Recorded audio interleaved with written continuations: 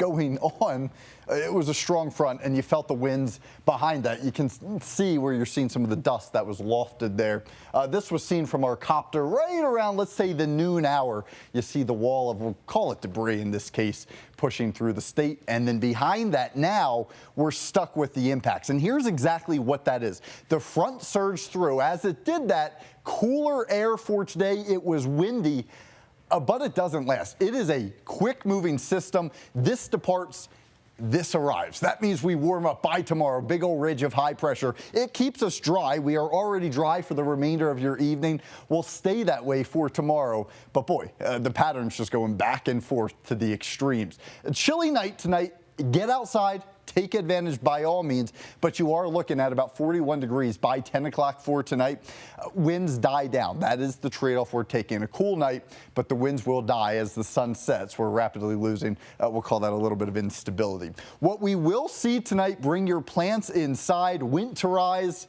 If you haven't already, well, maybe a good time to do so. 29 in the Springs, 34 at the airport, most locations at or below freezing. So with that said, our first frost advisory of the year for the immediate downtown area, and this was recently upgraded. I have corrected that there, giving you the latest information. It's a freeze warning. We're now confident temperatures drop down as low as 25 degrees across the plains, so the growing season officially coming to an end starts tonight all the way into about 8 a.m. for tomorrow. But I told you the front passed through and then high pressure returns. Look at this for tomorrow. This is the direct impact you see. Shorts, t-shirt, boy, it'll feel nice. Plenty of sunshine to go around. 77 tomorrow for your Sunday at the airport.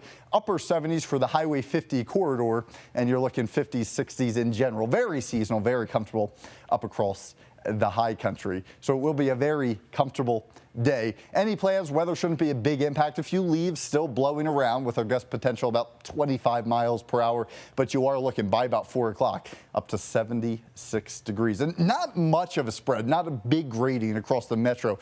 77, if that's your lucky number, tomorrow's a great day. 77 from Fort Morgan all the way to Golden across the I-76 and I-70 corridor.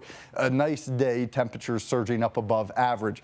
With that said, we do have the Broncos game tomorrow, a home game. It's an afternoon kickoff. I believe that'll be right around the 2:05 hour. And here's what we're looking at. Mid-70s possible at kickoff. Still 67 degrees as the game's wrapping up. High pressure. Remember, that sinking air. That's why we don't get much of a temperature gradient. We just stay dry until this pattern flips. But with that said, I will warn you, when that stays longer duration this time of the year, we're dry. We haven't had much rain in the metro areas, and that is why by Monday, this is Monday, we're jumping ahead, from 11 a.m. to 6 p.m., we are looking at high fire danger if your area is shaded in the yellow here. That's from Trinidad to Denver all the way over towards Burlington. All that this means, it's been a while since we've had the high fire danger, and that's a good thing. But please, just use extra caution for any spark starting activities. Skip the barbecue for the day on Monday, 62 degrees, likely all the way through Wednesday. We stay breezy with fire concerns.